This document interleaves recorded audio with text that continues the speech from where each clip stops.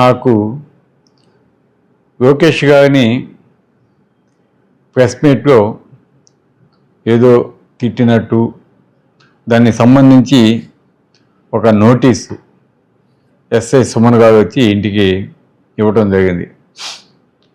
ఎందుకంటే ఈ విషయం ఈరోజు మీ అందరి దృష్టికి తీసుకొచ్చేది, మామూలు జనరల్గా ఏదైనా ప్రెస్ మీట్స్లో మాట్లాడుతూ ఉంటారు, ఎక్కడైనా సడన్గా కొన్ని వస్తూ ఉంటాయి. కానీ డైరెక్ట్గా ప్రెస్ మీట్లో కొంతమంది రెస్పాన్సిబుల్ పర్సన్స్, అదేవిధంగా ఒక ముఖ్యమంత్రి కావచ్చు, ఒక మినిస్టర్ కావచ్చు, ఒక డిప్యూటీ సీఎం కావచ్చు, వాళ్ళు ఏ విధంగా మాట్లాడుతున్నారో మనమంతా కూడా చూస్తూ ఉన్నాం. ఆఖరికి వైసీపీ నా కొడకలాగా అని కూడా డైరెక్ట్గా మాట్లాడినా కూడా వాళ్ళ మీద ఎటువంటి చర్యలు అయితే ఉండవు.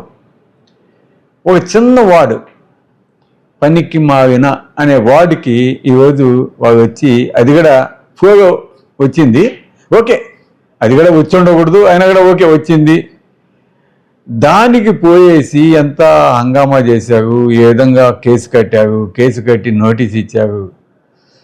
దానికి ముందు నా మీద అనేక సార్లు కావలో ఉన్న కొంతమంది ఏ విధంగా రాతలు రాస్తున్నారు, ఏ విధంగా మాట్లాడుతున్నారు, ఇవన్నీ కూడా ఈ సోషల్ మీడియాలో ఇటువంటివి జరగకుండా ఉండాలంటే ముందు ఎవరైతే సొంతంగా కవిత్వాలు వేస్తారో కొంతమంది, వాళ్ళని మీరు కంట్రోల్ చేస్తే బాగుంటుందని డిఎస్పీ గారికి నేను డైరెక్ట్గా ఆఫీస్కి పోయి పలానా వ్యక్తులను కూడా చెప్పి కంప్లైంట్ ఇవ్వటం జరిగింది.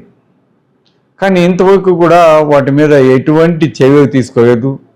తర్వాత మా నాయకులు అంతా కూడా పోయేసి మరి డిఎస్పీ గారికి లెటర్పూర్వకంగా కంప్లైంట్ చేయడం జరిగింది, వాటిని తీసుకోలేదు, వాళ్ళ మీద ఎటువంటి కేసులు కట్టలేదు.